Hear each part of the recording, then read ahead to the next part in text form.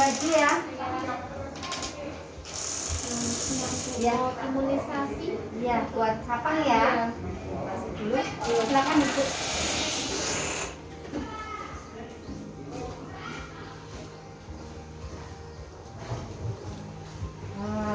Ya.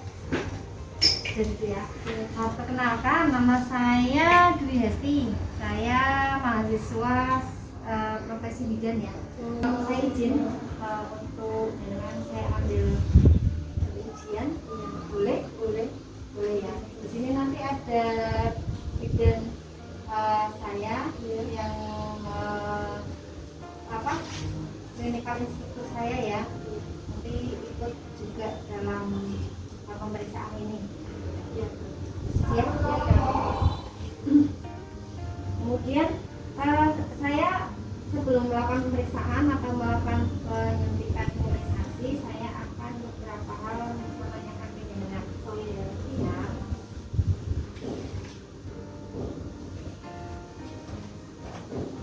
Sudah saya tulis ya.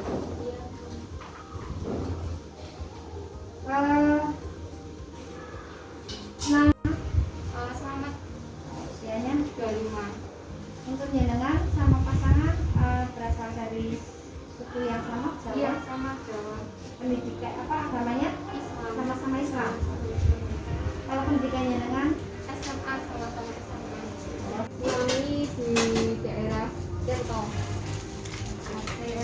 RT 3 RW 2. Makasih.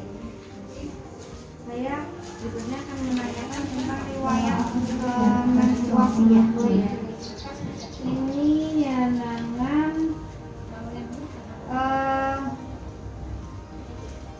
pertama kali menstruasi kapan? Berarti sekitar SD kelas 6. SD kelas 6. 10 tahun ya. Terus waktu mens ada nyeri? Hari pertama sama hari kedua biasanya. Kemudian untuk mensnya berapa hari sekali? Enggak, 1 bulan sekali kurang. Maju atau mundur? Kadang maju. Maju 2 hari. Kadang maju 2 hari. Kemudian lamanya berapa lama kalau mens?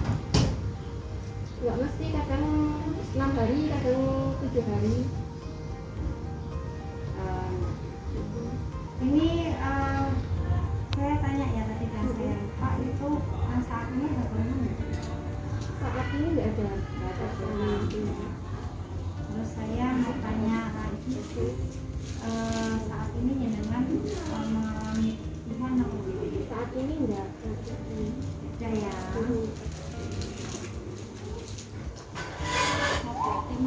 Untuk riwayat penyakit ya, riwayat penyakit itu dalam keluarga jenengan itu ada nggak sih riwayat penyakit yang menurun seperti kencing manis, tensi tinggi, hepatitis ada nggak?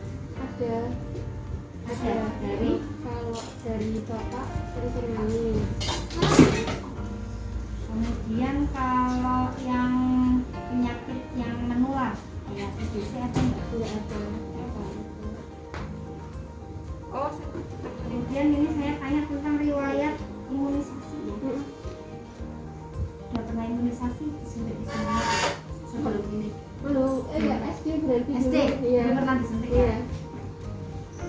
Kemudian kalau KB nih pernah nggak sih pakai KB? Kan Belum. baru mau nikah ya? Belum. Belum ya. Iya. Untuk pola nutrisi itu sehari makan bagaimana? Berapa kali? Ya 3 kali. 3 kali. Kemudian untuk komposisinya lauk, nasi, Iya, nasi, sayur. sayur ada pantangan nggak sih? Kalau pantangan makan enggak ada. Berarti semua lauk, sayur itu. itu buah semua Iya, masuk ya. iya. Kalau sayur pasti sehari berapa kali? Sehari sekali ada yang. Kalau buah Kalau buah hampir ya tiap kali sebelum makan biasanya. oh kalau cemilan Cemilan enggak mesti. untuk nasinya setiap sehari 3 kali selalu ada nasi. Kemudian ada pantai makan tadi Pantai makan enggak ada. ada. Kalau untuk minum Kalau minum enggak gula sama sekali. berarti air putih masuknya? Air putih hangat biasanya. Pernah minum-minuman yang kayak teh gitu. Teh enggak, sudah enggak. Ini kan masih tak. Iya, soalnya bapak ini Karena bapak sama kerja manis jadi jadi enggak akhirnya. keluarganya pakai air putih semua. Iya. Ya, kemudian saya tanya tentang ini buang air kecilnya. Ya, buang air kecilnya lancar sehari berapa kali? Lancar, ya kurang lebih berapa ya? 7 atau 6 kalian. Warnanya juga normal ya. Warnanya berapa? Warnanya kayak teh. Jernih, Apa? jernih. Ada keluhan? Kalau buang air besar berapa hari sekali? Sehari sekali. Sehari sekali. Untuk warna dan konsistensinya atau maksudnya belum atau enggak Enggak biasa. normal ya semuanya ya. Untuk keluhannya Tidak ada. tidak ada. Kalau dari personal hygiene atau aktivitas membersihkan diri sehari-hari ya, mandi sehari 2 kali atau 3 kali. kalau keramas Kalau keramas 2 hari sekali ada yang besok ibunya setiap kali mandi. atau lebih. Tergantung juga sih ya kalau makannya banyak. Kalau untuk ganti pakaian, Sudah dipakai tiap kali mandi. kalau untuk pakaian dalam gantinya Enggak mesti.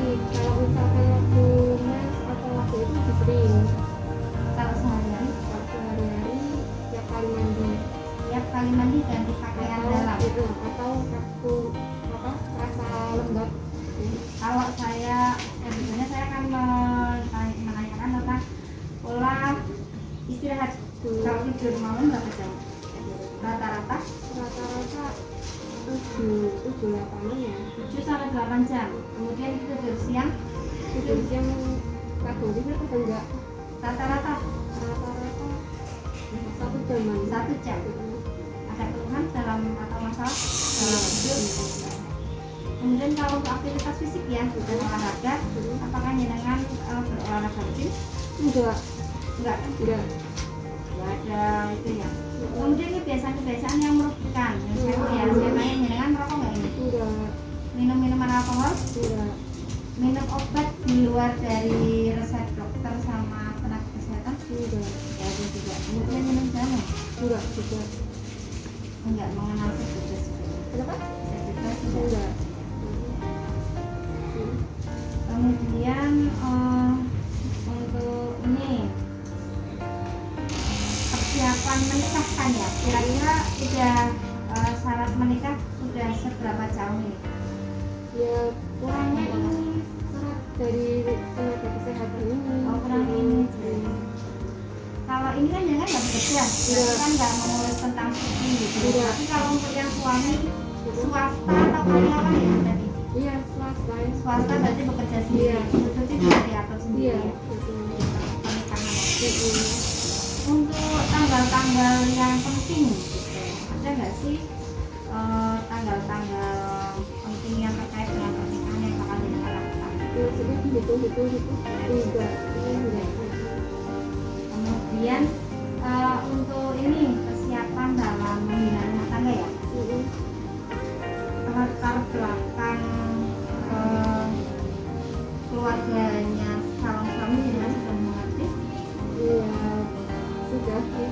Kita Terus sebaliknya Iya. sudah ada pengenalan Iya. keluarga masing-masing. Ada perbedaan nggak? Perbedaan yang nggak begitu ini ya. Belum begitu. Belum begitu ini. Kemudian untuk perbedaan pendidikan yang kalau enggak kita Enggak sama-sama sama ya. SMA. Dalam latar belakang keluarga juga pendidikannya tidak terlalu Iya. jauh ya. Dan keluarga lingkungan, ternyata pendidikannya dan keluarga apa suami gitu ya. Kemudian untuk persiapan dari psikologi jenengan nih ke dalam komunikasi, kira-kira nanti kalau sudah menikah itu komunikasinya kalau ada masalah kira-kira pembicaranya gimana? Gitu ya kan? Mungkin dibicarakan dulu ya. Kemudian untuk persiapan diri dalam hal spiritual, itu keyakinan, ajaran agama ini kan sama-sama Islam, ada nggak kita ada perbedaan atau belum dibicarakan alasannya? Kebetulan sama-sama satu ini ya, sepupu ya, namanya sama. Kemudian untuk harapan dan keinginan kira-kira nanti kalau udah menikah kayaknya punya rumah tangga itu yang seperti apa? Yang sama seperti yang lain tuh, yang sakinah, mawaddah gitu. Kira-kira ada nggak sih kebiasaan dari jenengan gitu yang perlu diketahui oleh calon suami gitu loh? Sesuatu yang maksudnya ya pastinya yang harus suami legowo gitu. Berutang ya. Iya. Terus kalau dari kebiasaan suami, salah suami Kebiasaan apa ya? Ya mungkin apa ya?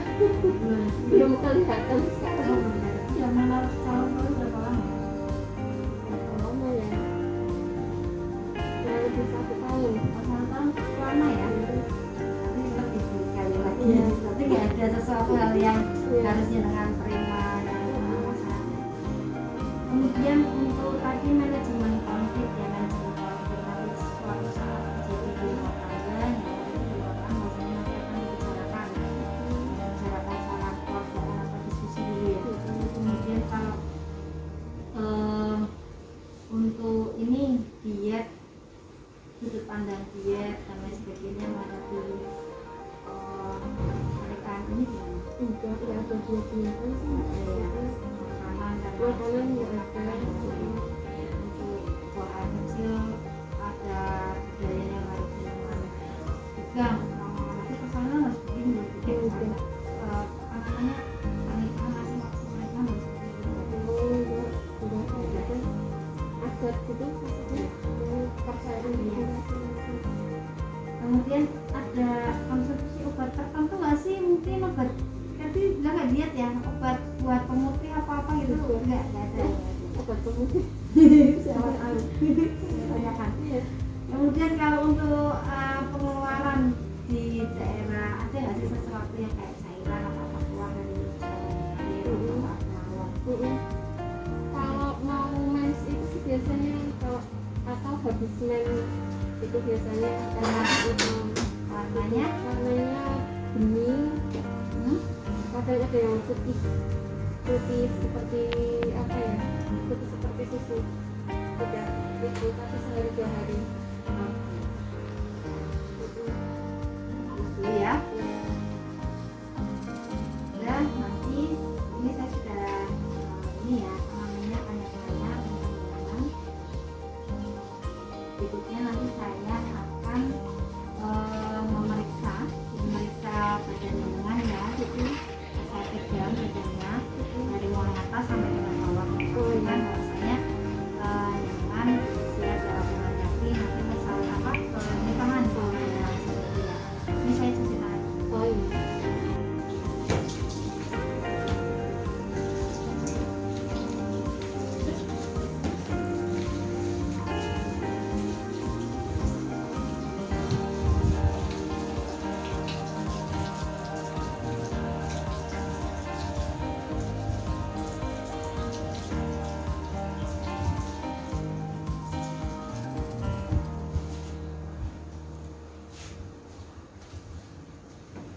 Mbak, kita nunggang dulu. Iya.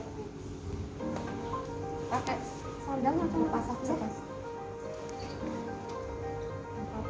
ya. Nah, sekarang turun. Kalau mbaknya nempel ke tembok ya. Siap. Tingginya 156 ya. Nah, itu. Yang pun tekanan darahnya dulu.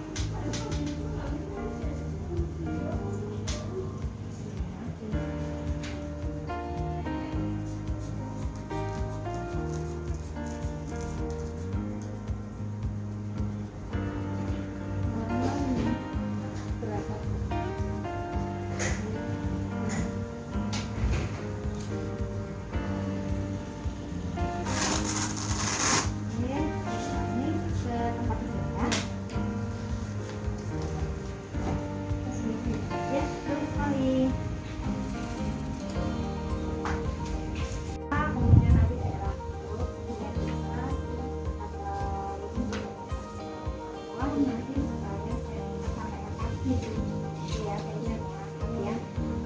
Tangannya jenengan udah pernah ini ya sih diperiksa payudara sendiri? Saya mau periksa dari belum pernah, belum tahu caranya. Nanti saya ajarin nanti jenengan yang sebelahnya di rumah sendiri. Mesti pertama ini taruh di atas kepala.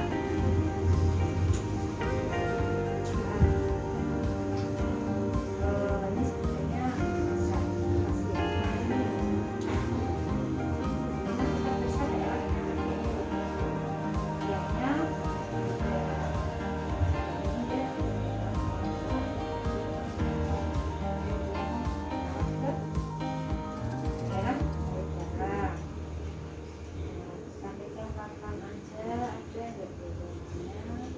bagiannya. Oh ini nggak ada cairan yang keluar. Turun. Sekarang bagian kalau ini jenengan yang bisa ini ya Bu ditaruh di bawah. Ya, relax ya. Dari ketiak dulu. Ketiak ya, terus.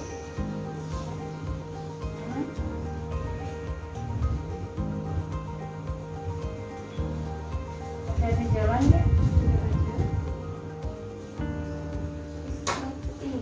Ya, ke arah putih. Semakin lama putarannya semakin ke arah putih. Maaf, ini saya lihat putih ya, saya buka dulu. Oke, ini juga putihnya nggak ada cairannya keluar. Nah, untuk perutnya pakai celana kan dipasang ya.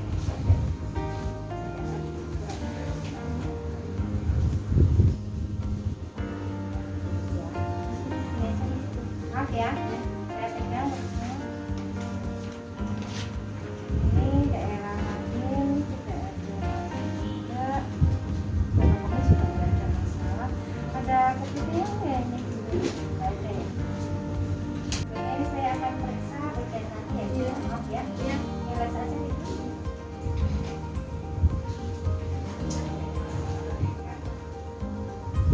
Ada proses ya Bu ya? Nggak ada. Selesai Bu. Sekarang bisa miring ya Mbak? Salah. Miring dulu di situ. Ini sih nggak situ.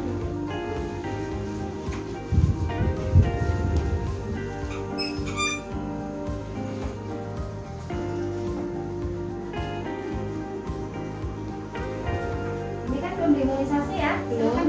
Oh iya.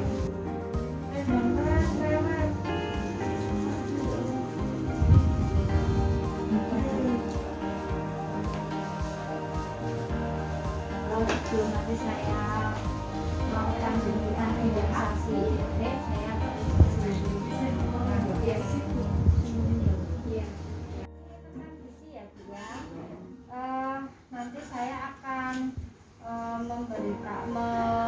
menggali seberapa jenengan tahu tentang gizi, kesiapan untuk calon pengantin, dan nanti kalau seandainya ada sesuatu yang harus saya sampaikan nanti saya sampaikan lagi ya. Orang yang mau menikah itu harus persiapan gizinya baik dengan cara makan makanan yang gizi. Nah, bagaimana sih caranya seseorang itu tahu bahwasanya dia dalam kondisi gizi baik? Itu ada pengukurannya. Ini ada tinggi badan, berat badan, sama lingkar lengan atas gitu ya. Nah, untuk kenapa sih diukur berat badan sama tinggi badan? Ini nanti bisa dihitung tentang indeks massa tubuh atau standar klasifikasinya dengan berada di status gizi yang bagaimana.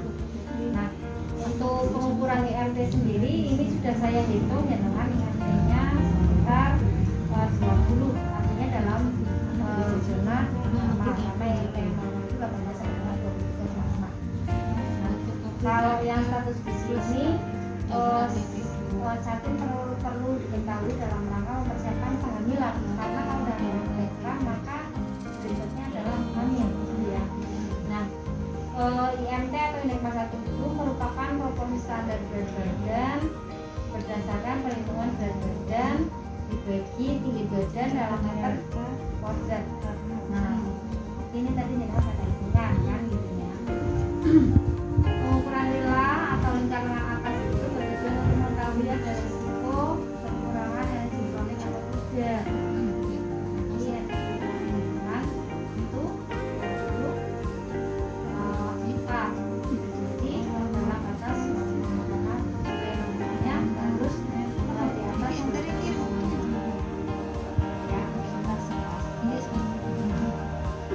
Nah, untuk mendapatkan masukan gizi yang seimbang dalam tubuh, calon pengantin perlu mengkonsumsi 5 kelompok bahan makanan yang beraneka ragam setiap harinya, setiap kali makan.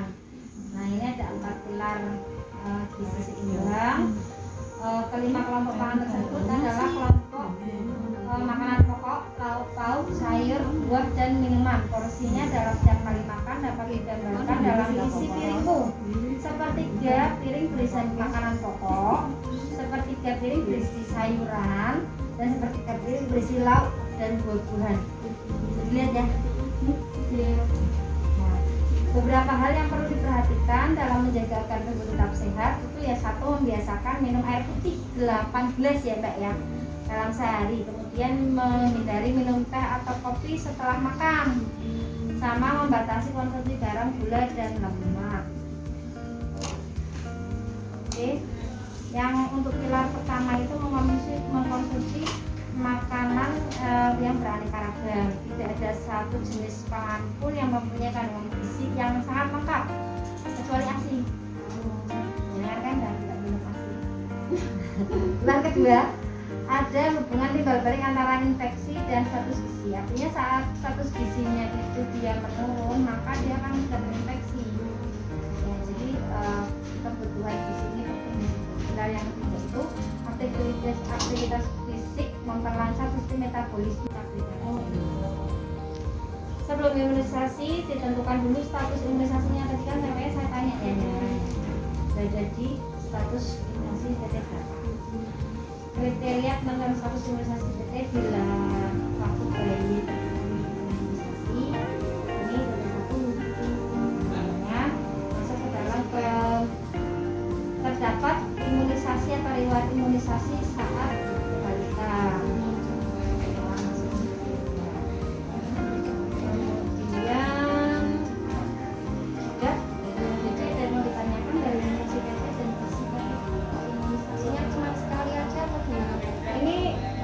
Kemudian nanti jaraknya 1 tahun berikutnya. 1 tahun berikutnya ke titik 4 itu. Kalau untuk gizi dan tambah darahnya ada pertanyaan? Enggak tahu jalan. Berikutnya saya akan imunisasi.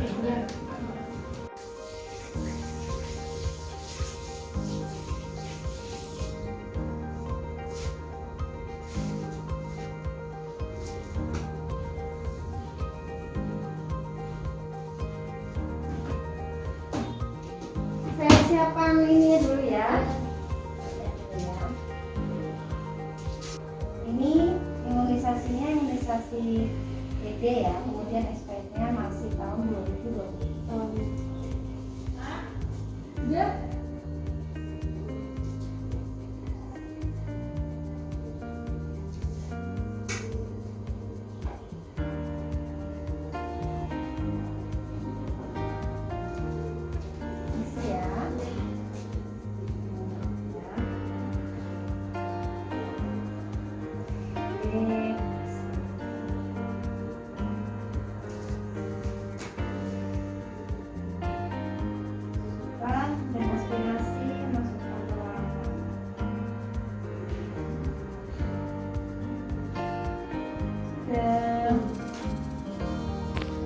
Jadi imunisasi ya Mbak. Saya perlu menggali pengetahuannya dulu tentang proses kehamilan itu. Jadi nanti kan akan ada kehamilan, persalinan, dan masa menyusui. Nah, ini untuk jenengan proses kehamilan itu apa yang jenengan kenal?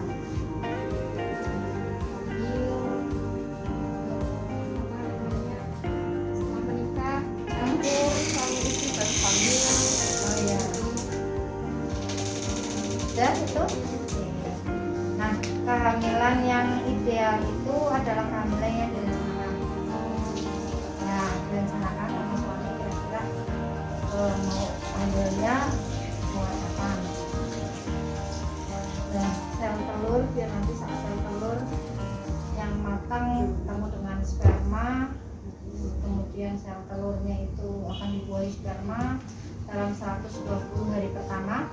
Dia akan berubah menjadi embrio, jadi saling menghilang, mengikuti tahapan yang sudah ditentukan, kemudian menempel dan memasuki beberapa masa kehamilan. Kemudian kehamilan itu akan berakhir setelah 280 hari atau 9 bulan sebelum. Jadi nanti sebaiknya waktu sudah merencanakan kapan mau sudah menikah, nanti direncanakan namanya kapan, sekalian ditandai setiap kali menstruasi. Oh gitu. Biar tahu nanti kalau saat sudah tidak menstruasi ketahuan. Jadi bisa segera untuk melakukan pemeriksaan kehamilan.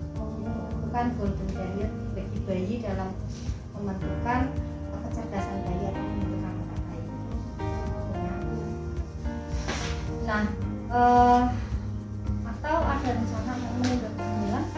Enggak ada sih. Nggak ada ya. Jadi nggak perlu saya jelaskan tentang jangka pendek pengobatan kontrasepsi dalam menunda kehamilan. Sudah siap berarti ya. Tanda-tanda kehamilan itu seperti apa? Tahu? Biasanya mual-muntah kalau kakak saya itu. Mual muntah. Ya, terus apa lagi? Nggak mau makan. Ya, di sini itu tanda tidak terdapatnya menstruasi sebagaimana mestinya. Kemudian kadang-kadang timbul rasa mual, muntah, dan pusing di pagi hari. Ada yang enggak juga ya Bu? Kemudian kalau nafsu makan bilang itu kan tanda tidak pasti ya. Termasuk tes kehamilan, tes pack itu kan untuk mengetahui kadar HCG dalam darahnya, dalam perlindungan itu meningkat atau tidak. Karena kadar HCG pada ibu hamil itu biasanya akan ada peningkatan, tapi tidak selalu ibu hamil yang menjadi peningkatan HCG. Kadang-kadang kondisi kelainan tertentu pada wanita menyebabkan peningkatan kadar HCG juga. Jadi itu belum tanda pasti kehamilan juga. Berarti kalau dites positif itu belum tentu hamil Iya, juga. jadi habis tes positif langsung ke tempat petugas kesehatan. Informasikan gitu ya. Kemudian pada usia kehamilan lebih lanjut biasanya tertentu dapat terdengar detik jantung. Artinya saat kehamilan sudah mulai jantung bayi di umur kehamilan di mana jantung bayi sudah mulai terbentuk, itu biasanya sudah mulai bisa didengarkan hanya jantung bayinya menggunakan Doppler atau pakai linek kalau bidan bilangnya. Saya datangin di perut gitu ya. Kemudian perut juga nanti aspek kehamilan kan membesar mengikuti pertumbuhan si janin. Kehamilan ideal itu kehamilan yang direncanakan dan diinginkan dan dijaga perkembangannya secara baik. Kalau kehamilan yang tidak diinginkan nih, biasanya terjadi pada kehamilan yang seksual yang belum menikah tapi udah melakukan hubungan seksual, atau KB yang gagal. Jadi dia belum siap hamil pakai KB tapi ternyata gagal. Ada juga ya. Ada. Sebetulnya dia ingin nunda tapi ternyata kebetulan. Nah, kehamilan dan persalinan yang resiko harus mengetahui 4 terlalu dan 3 terlambat. 4 terlalu itu terlalu muda untuk hamil, usia kurang dari 20 tahun itu nggak bagus. Usia terlalu tua, kehamilan di atas usia 35 tahun itu juga dari penelitian yang ada menimbulkan bayi yang dilahirkan itu banyak cacatnya atau sindrom. Kemudian terlalu sering hamil, anak lebih dari 3. Jadi setiap tahun hamil bayangkan aja dari mulai 20 tahun sampai 35. Setiap tahun hamil berarti 15 itu kurang bagus juga. Kemudian terlalu dekat atau rapat jaraknya, jadi kurang dari 2 tahun dia udah hamil lagi, itu kurang baik.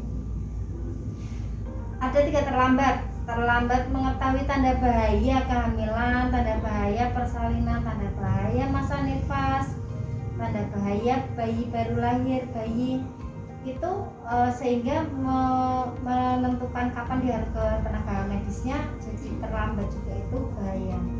Ada juga terlambat tiba di fasilitas kesehatan, biasanya karena transportasi yang itu akhirnya jadi terlambat, akhirnya terlambat ditangani gitu ya, atau terlambat mendapat pertolongan dari petugas kesehatan yang adekuat yang sesuai dengan kondisi si ibu saat itu. Kemudian ini tanda bahaya kehamilan nih, muntah terus menerus, terus nggak mau makan selama hamil, atau dia demam tinggi, kaki bengkak ada ya. Kemudian janin dirasakan kurang bergerak dibandingkan sebelumnya, tiba-tiba kok dia anteng. Gerakan bayi selama 1 kali 24 jam nggak boleh kurang dari 20 kali. Kemudian terjadi perdarahan pada ibu hamil muda maupun ibu hamil tua, trimester 1 maupun trimester 3 gitu ya. Air ketuban keluar sebelum waktunya. Air ketuban itu keluar harusnya waktu persalinan. Kalau perlu nanti waktu bayi keluar, bayi air ketuban keluar. Ya. Ibu hamil itu ini kalau emosional ibu hamil ya, kadang-kadang ibu hamil itu mudah tersinggung, sensitif oleh dengan. Nah ini bisa dilawan dengan cara afirmasi positif terhadap diri sendiri. Kemudian rasa mudah lelah, tidak mau makan, tidak bisa tidurnya, tidak nyaman, merasa sesek atasnya, disebabkan oleh adanya perubahan kondisi fisiknya dia. Karena kan memang ada beberapa kondisi organ tubuh yang akan berubah karena perubahan hormon kehamilan. Kemudian mencemaskan perubahan fisiknya yang tadinya bagus gitu, bodinya mau jadi berubah gitu ya, body goals berubah jadi body shaming. Ini juga jangan terlalu mengkhawatirkan itu, kan nanti setelah melahirkan bisa dikembalikan asal kita mau melakukan treatment yang lain. Kemudian merasa belum siap menjadi seorang ibu itu juga mempengaruhi psikis kita. Ini ingin diperhatikan oleh keluarga atau orang-orang tertentu aja. Oh, berarti nikah itu sebenarnya Ya, ini ya. ya, Bu. Ya. Nah, kalau untuk persalinan nih, persalinan itu harus terencana, ada program P4K, merupakan kegiatan dalam rangka meningkatkan peran aktif suami, keluarga, dan masyarakat dalam melaksanakan persalinan yang aman. Persalinan dalam menghadapi kemungkinan terjadinya komplikasi. Kalau untuk menandai adanya ibu hamil, distempel di stiker. Nanti dapat buku hamil semacam ini, nanti ada stikernya. Nanti ditempel di tempat depan pintu atau kaca jendela gitu ya, depan itu. Jadi siap orang di sekitarnya dengan tahu bahwasanya yang hamil. Kemudian di sini kan ada siapa saja yang akan dihubungi, nanti mau bersalin di mana, nanti transportasinya siapa, calon pendonor darah siapa. Jadi orang sekitar itu sudah tahu, sering baca gitu ya. Kemudian adanya persalinan sehingga keputusannya itu diambil lebih cepat gitu.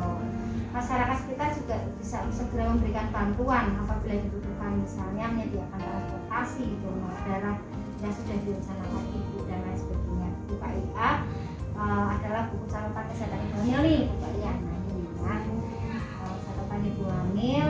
Kemudian ini disimpan, soalnya nanti ada catatan perkembangan anak juga sampai usia berapa anaknya, sampai usia 5 tahun. Jadi jangan dihilangkan. Kemudian untuk laktasi, nah yang laktasi ini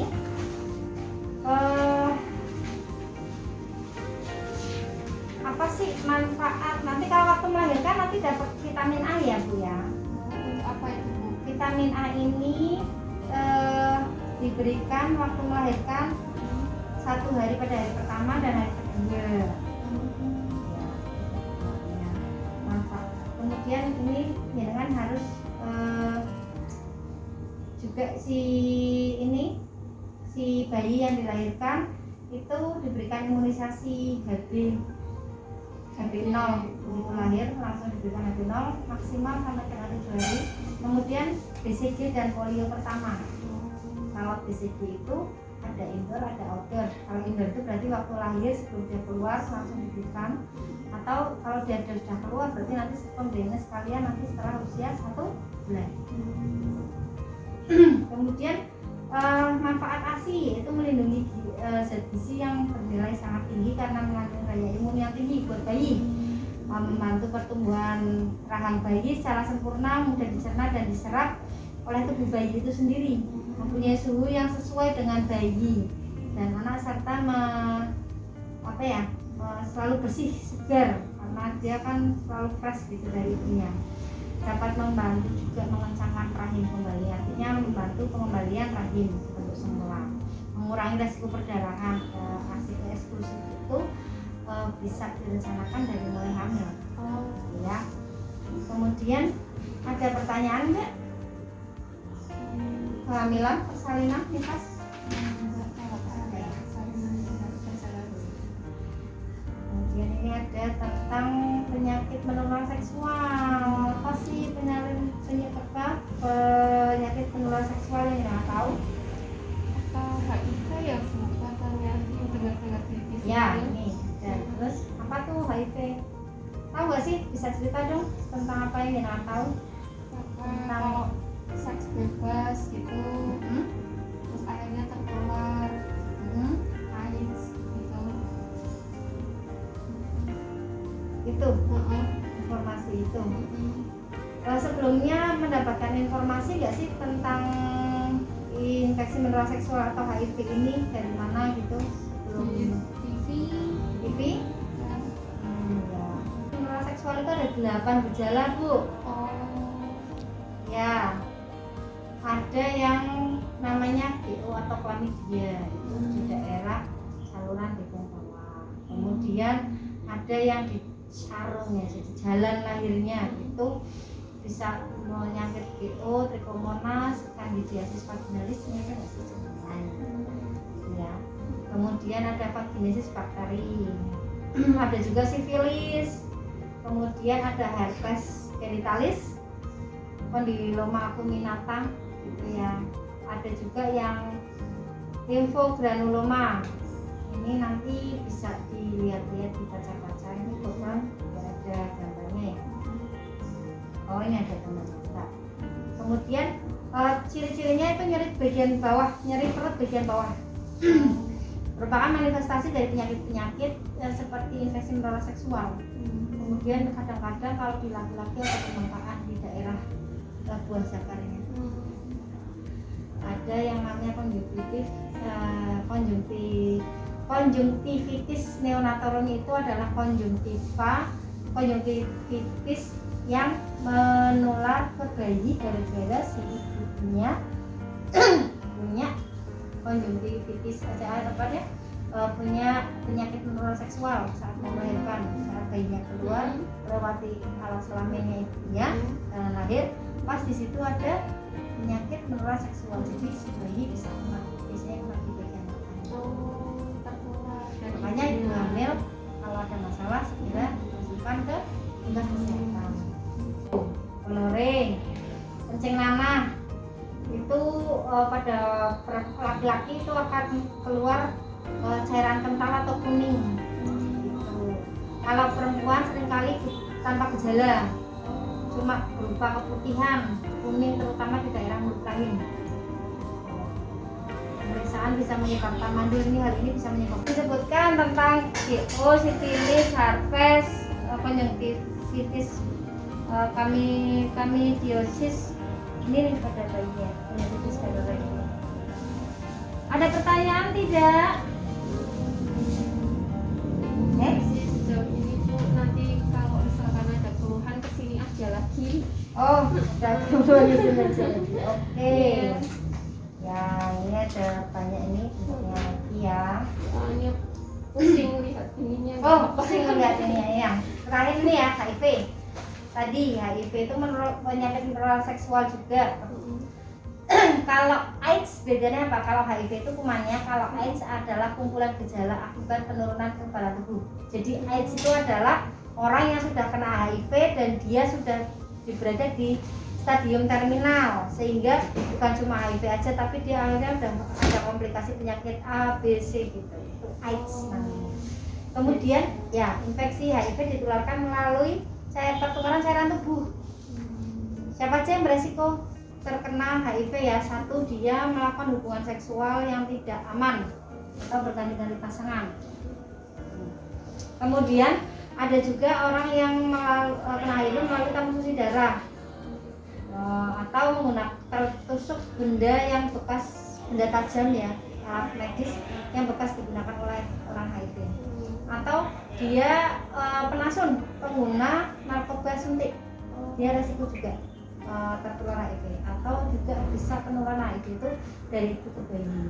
Makanya ya, tapi kalau screening itu dilakukan lebih awal, itu resiko untuk bayi tertular dari ibunya bisa sangat diminimkan. Dari kasus yang ada dan kasus yang sudah ditangani, banyak juga ibu hamil yang positif HIV tapi bayinya negatif.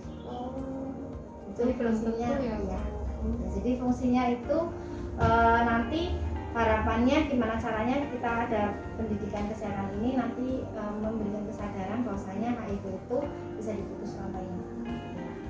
HIV tidak menular melalui makanan yang digunakan bersama, kemudian bersentuhan tangan, berjabat tangan nggak menular juga, hidup serumah juga nggak bisa menularin HIV ya. Kemudian berganti-ganti pakaian, handuk, gantian gitu nggak apa-apa. Kalau apa hubungan sosial, arisan apa gitu, keringat gitu enggak juga ya. Gigitan serangga, nyamuk nih, tinggal serumah nyamuk, gantian gigit dari orang HIV ke yang berikutnya juga enggak gitu ya. Jadi setelah orang terinfeksi HIV dia terlihat biasa saja biasanya. Orang lain tidak bisa melihatnya karena menunjukkan gejala klinis itu nanti setelah si virus HIV itu sudah bisa mengalahkan kekebalan tubuh kita dengan kadar CD4 sudah mulai menurun.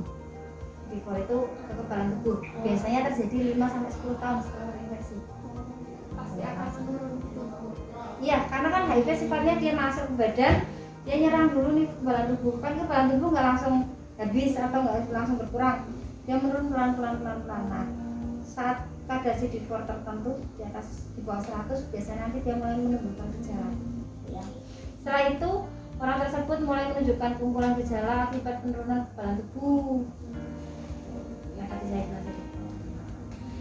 Maka HIV itu bisa dicegah dengan cara tidak berhubungan seksual sembarangan atau tidak berhubungan seksual yang beresiko.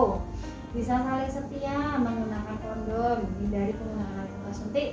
Penggunaan alat-alat itu harus steril saat di tugas kesehatan. Jadi nanti jenengan sebagai pasien harus memperhatikan, oh jenengan mau dilakukan tindakan steril nggak ya, tanya sama petugas kesehatan, boleh kok. Itu memastikan keamanan jenengan. Jenengan berhak untuk menolak saat jenengan nggak yakin bahwasanya itu nggak aman bagi jenengan. Kemudian mencegah HIV dari ibu ke anak. Apabila salah satu keluarga calon pengantin beresiko HIV, maka minum obat ARV namanya secara teratur. Setelah menikah, pasangan muda harus minum obat ARV, selalu menggunakan kondom setiap hubungan seksual. Jadi banyak kasus, ada kasus juga yang ditangani bahwasanya si salah satu pasangan itu dia HIV, pasangannya dia sudah negatif dan dia bisa punya anak pun bisa. Nanti pakainya program kehamilan. Jadi hubungan suami istri hari-hari tetap kondom, dia tetap minum ARV yang HIV. Nanti dengan kadar CD4 tertentu, dengan kadar ARV yang sudah diminum dengan kadar tertentu, nanti kapan waktu bisa dilepas kondomnya untuk bisa terjadi kehamilan. Bisa direncanakan, nanti dihitungkan ya. Jadi bagi ibu yang punya HIV jangan bersedih hati, semua bisa ditangani. Oke, ada pertanyaan dari HIV? Enggak Bu. Ya, jadi saran saya nanti setelah ini menikah, kalau mau melakukan kehamilan harus yang kehamilan yang baik, yaitu yang terencana. Nah, untuk merencanakan kehamilan sebaiknya sebelum merencanakan kehamilan jangan ke petugas kesehatan dulu, periksa untuk prakonsepsi atau prakehamilan. Nanti dicek lagi semuanya gitu ya untuk keamanannya. Bisa di sini lagi gitu. Bisa. Gitu ya. Terima kasih, itu saja dari saya. Nggak ada pertanyaan. Ini juga kondisinya bagus, bisa pulang tanpa ada sakitnya. Nanti suratnya ini saya berikan.